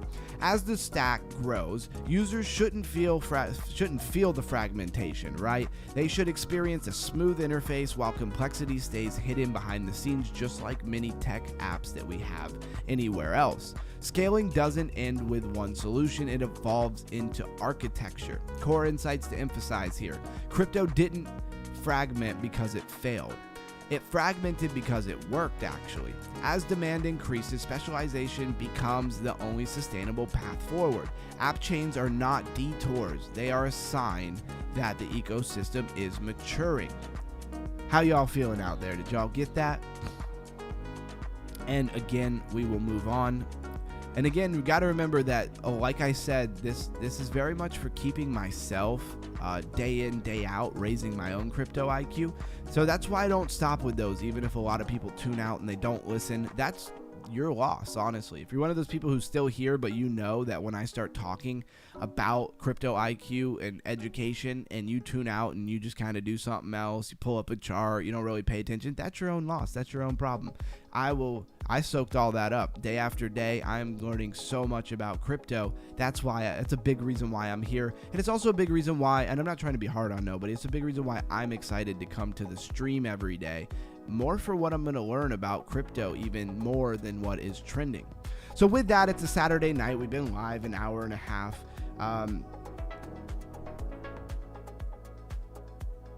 Throw a 111 in the chat if you feel like doing the series and a little bit of the story and stuff is helping you to actually understand what I'm saying more than me just coming at you with a bunch of facts. Yeah, Go to the Gym Bro says, honestly, it's my favorite part of the show. I love that. And I know that for some people it will be, because for some people we are hungry for knowledge and we just like to learn things. There's a lot of people like me out there, I realize, and we kind of focus ourselves on different things a lot of times.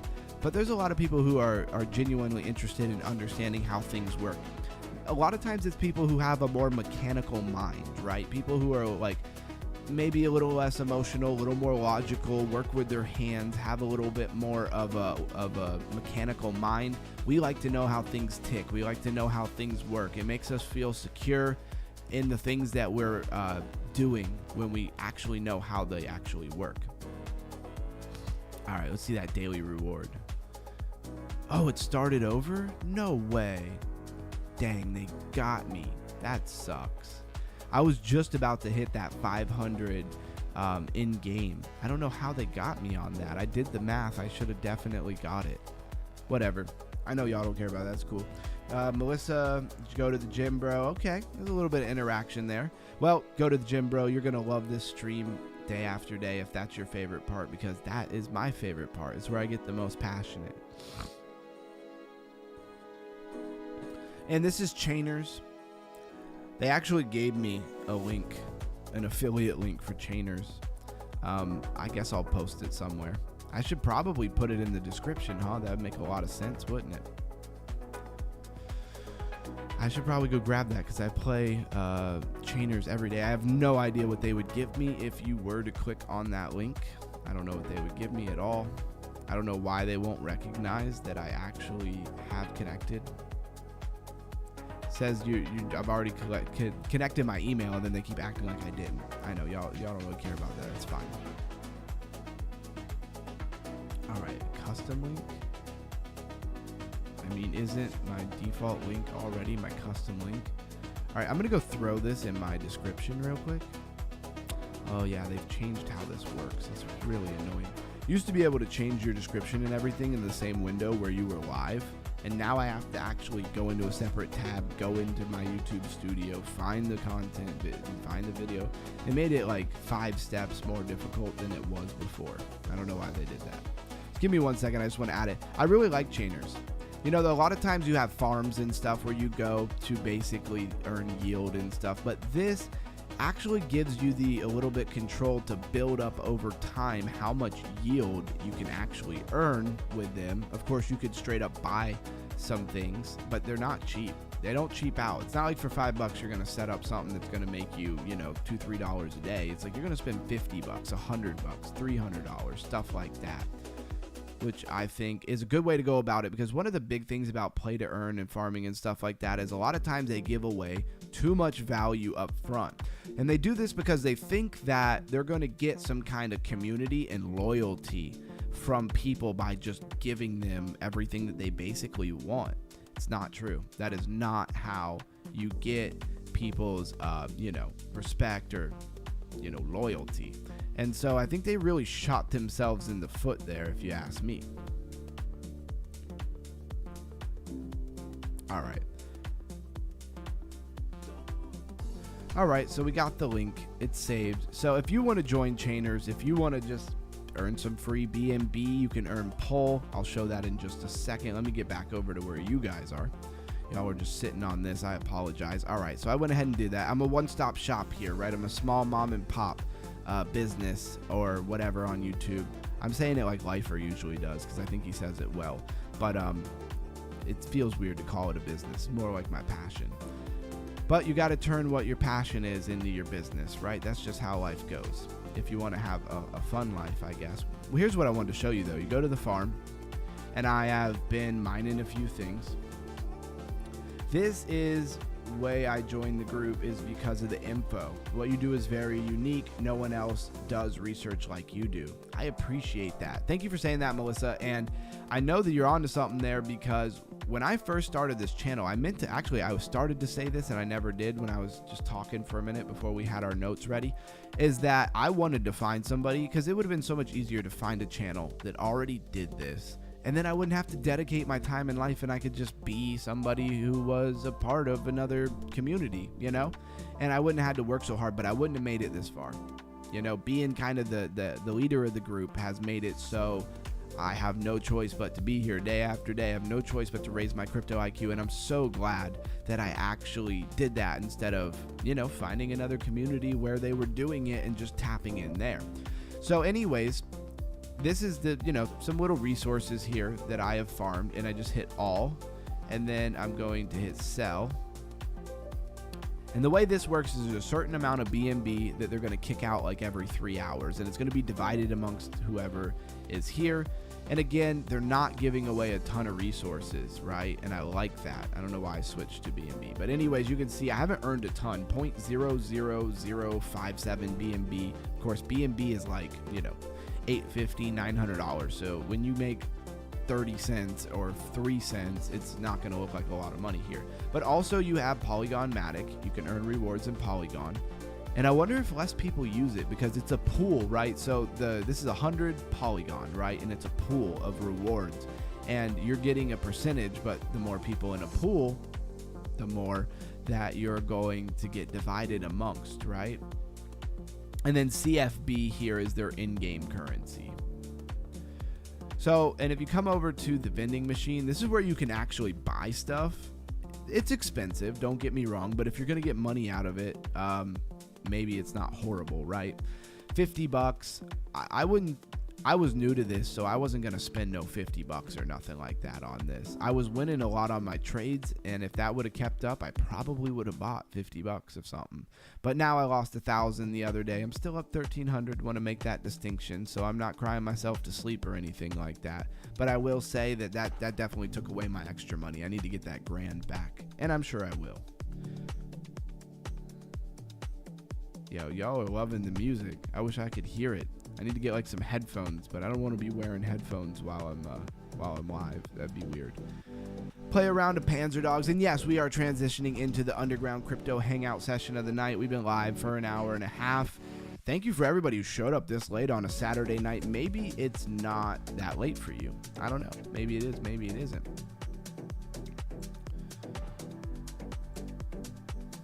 But in the Underground Crypto Hangout section of the night, this is where we just chill, talk about whatever, talk about how terrible the market's been. Camps is going to talk about how he wants BTC to pump. He must be in a long. I need to get back to a healthy 100. Did so much damage today. Why do I trade on the weekends? Yeah, and I lost $1,000 yesterday trading. And I remember about midday, I said to my wife, today's Friday. I'm not going to trade. It's not good to trade on a Friday. And I did stupid stuff. I went and looked at the liquidity heat map and stuff, and I saw there was a bunch of liquidity, and it wasn't far from us, right? So I was like, I'll just take a little nibble. And then we pumped actually almost to that liquidity. And what did I do? I got greedy, I doubled down, and things went against me. And then they went against me, and they went against me more. I showed you the chart, and it's all because I didn't heed my own rules. So I take responsibility for that. As a trader, the worst thing you can do is not take responsibility for your own actions and blame markets, blame this, blame that. If you lose money on the weekends, then don't trade the weekends. And you're still going to do stuff sometimes that you know you're not supposed to do. That's just life. That's part of learning. You'll stop doing the things that you're not supposed to do when you get hurt enough and you lose enough money. That's one thing I've found. But still sometimes we'll do dumb stuff. I've gotten rid of lots of bad habits before. Wow, I think I'm lagging. All right, there we go. What is going on? All right, I've gotten rid of a lot of bad habits, but there's still lots more bad habits to get rid of.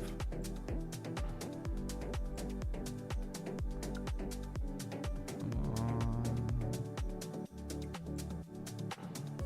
Dang. Almost had him. And this game is play to own. I do enjoy this game a lot.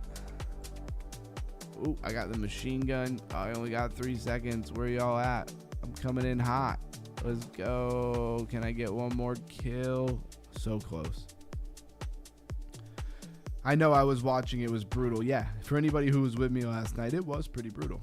Good man, much love, bro. That's the attitude. Hey, that's how you gotta be. I think you got in such a euphoria with the success you had trading River. You wanted to force the trade to keep going. Yeah, pretty much. And I was a little bit more dialed in than that. I wasn't just getting in and hoping it was pump. I was watching liquidity, and every day we had this smooth move up to liquidity at some point throughout the day. And we did have a very smooth move up to some liquidity, but the problem was we had sank way harder, way lower than we ever did at any other day. And again, if I wouldn't have added money earlier on in the trade, and I played myself, let's be honest. I added money to my trade and it pumped, and I was up $87, $90, $100, and I could have took it, but I've held out. Y'all saw me do it on the stream one day as well. I held out for it to get that last little pump to the bigger part of liquidity, and it didn't get it. And that's what wrecked me, was being greedy. I should have took my $87. And so I changed my style a little bit, holding off for the final move, and I'm not going to do that anymore. I'm going to take my money, because when I take my money, it resets my whole trade, right, and how much money I have in the trade. And so that's what I really need to do. And so, I'm still going to keep trading. I still like my strategy. I've only been using this strategy that I've been using for like less than a week. And I mean, it made me, if you don't count the losses, it made me like $3,800. No, wait. It made me $4,800. I just messed up and gave $2,000 of it back. No, wait. It would have been $3,800. Yeah, and I gave, yeah. So anyways, I'm up $1,300 and I gave $2,000 of it away. So yeah, I would have been up, 38. Anyways, you get what I'm saying here. A lot of it is me really fine tuning and figuring out this trading style and getting better at it. And you saw last night how they were holding my head underwater and I just couldn't get up. That's when I need to mitigate. That's when I need to have the resources of my money to mitigate and not have already added it to the trade. That's what screwed me, and I should have got out of it so I could reposition, and I was stubborn. I was too stubborn to hit the button and reposition, and it cost me big time. Hard lessons come with hard growth. That's amazing, man. Generating income like that, that's the dream. Exactly.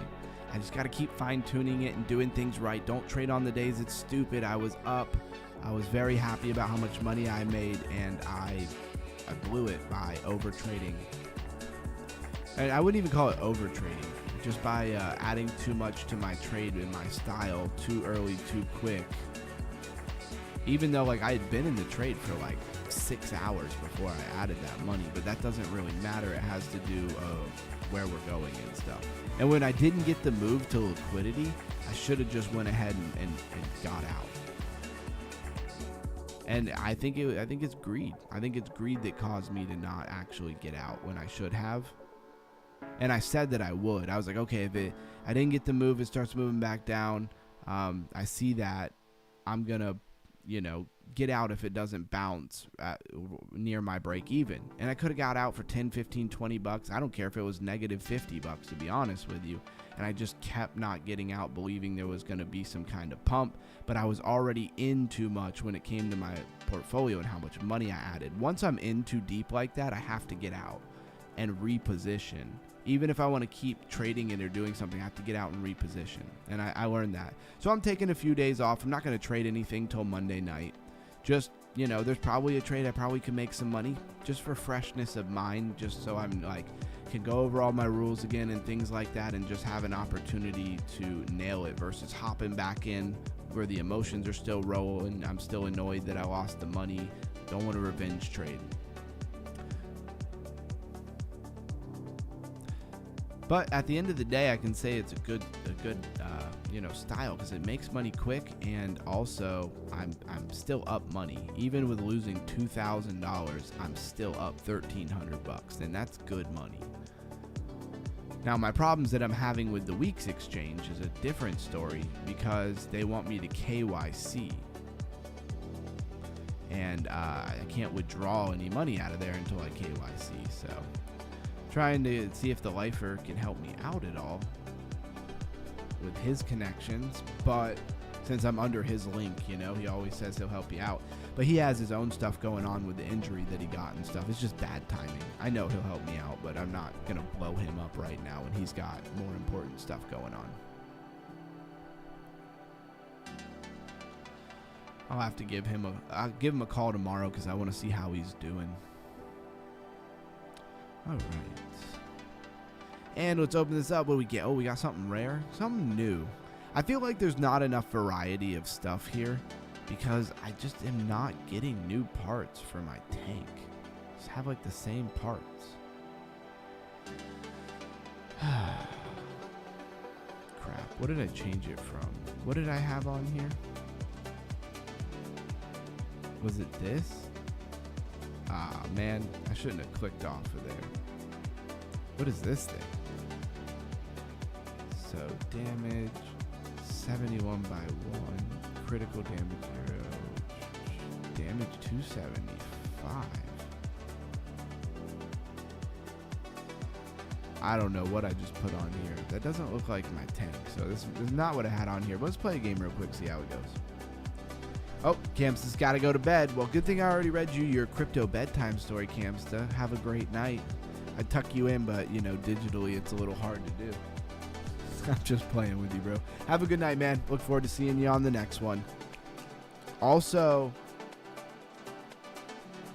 I'm still really going back and forth about the whole Sunday thing, honestly. The Sunday thing is difficult because it would be really nice to have the night off and just focus on what I need to do. Because I have tons of shipping on a Sunday night because everything has to go out Monday morning. And it's not just putting it in packages and stuff. I have to actually find the items in my inventory. And I have a good inventory system for sure. This tank shot is cool. I like it. Just absolutely nailing him. Done. I don't know why I didn't grab that missile, but I'll take it. I'll make good use of it. Hopefully I'll make good use of it.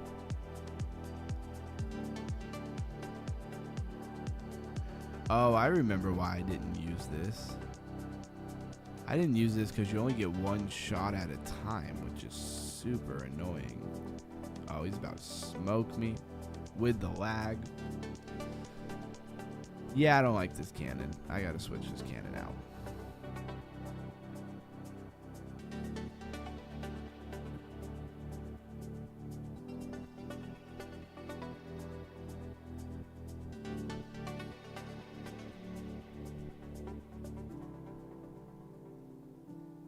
Does anybody have any video editing skills or anything like that? Have you ever done? And I'm not looking for somebody. I have a job, right?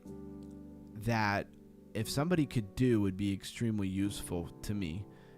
Yes, I'd be willing to pay you for sure. And I just need somebody who can clip something. I just need somebody who knows how to use like screen record, right? And you don't even have to do the video. Like you could just clip it for me every day. Seems real easy. And I'd be glad to pay you, something we would agree on just for clipping it. If you know how to screen record from your computer, I have something you can make a couple of dollars on a daily basis, and you just go to YouTube, hit the screen record button, and cut out a couple parts from the show. They're very specific parts. They're when I do the story and when I do the other talking points. That's all I'm really asking you to pull. That's it. I could do it myself, and I'm not paying $100 a day, right? Like it's going to be a reasonable amount of money because I need it every day, but also it stacks up over time because it would be every day, right? And I'd be able to put out like an educational series. That would be really cool. Another thing that I want to tell everybody who's a member is, how we used to do the, stake.com and stuff like that. Well, one thing I think that I can do is I can go in to where I'm live streaming and I can click switch to members only, right? So that'll change us from this stream that we're in into a members only live stream, right? And that's where I think we will do the, slots.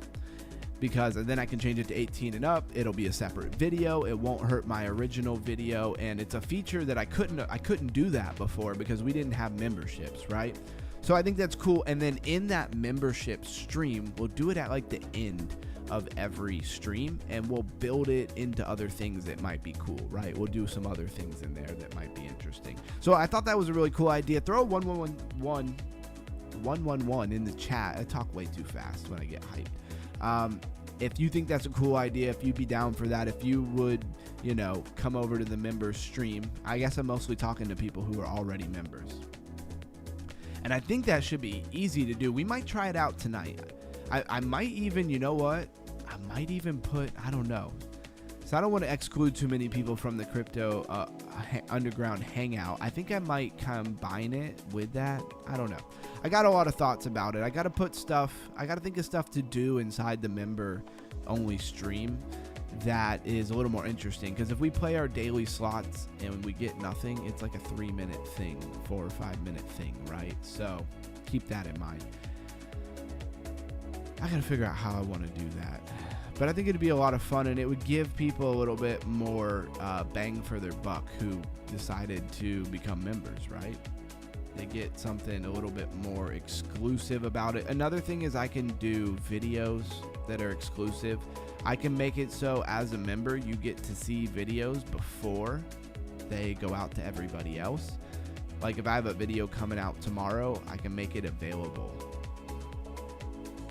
I can make it available to all the members, I thought that was pretty cool.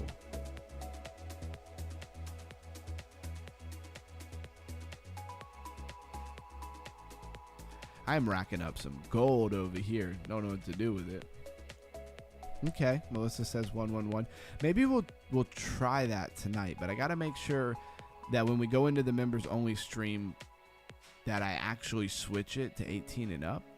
I don't know how that works. We're going to try it here in a minute. So, and you're really not losing a whole lot for anybody. Normally I would just, if you're not a member, normally I would just get off and we'd be done, right? It'd be the end of the stream. Now we're going to go over to the members only and we're going to play a little bit of slots and stuff like that. And,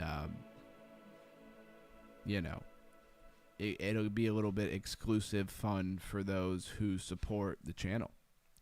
So right now, let's see how this works. Let me go over into the back end. I don't know exactly what I'm supposed to do here.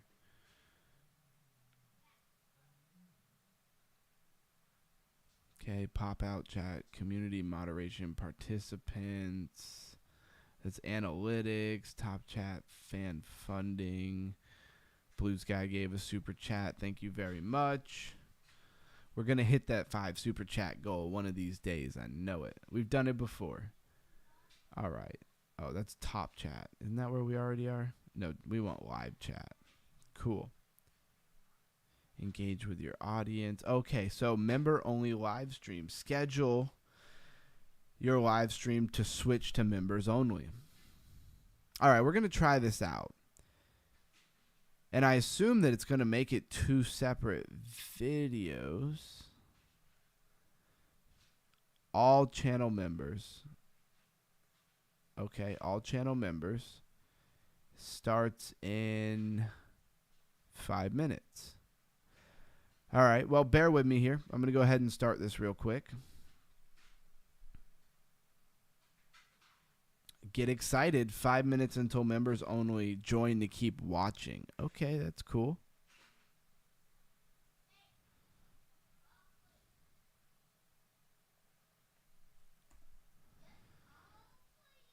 So we'll hang out for like another 5 minutes, and then it'll switch us into a members only stream.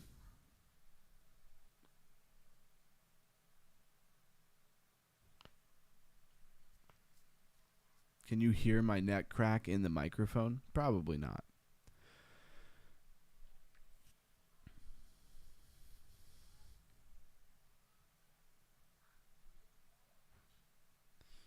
So who's still here with me who's a member? I don't think Camsta, are you a member? I don't really know. I know Blues Guy is, and I know Melissa is.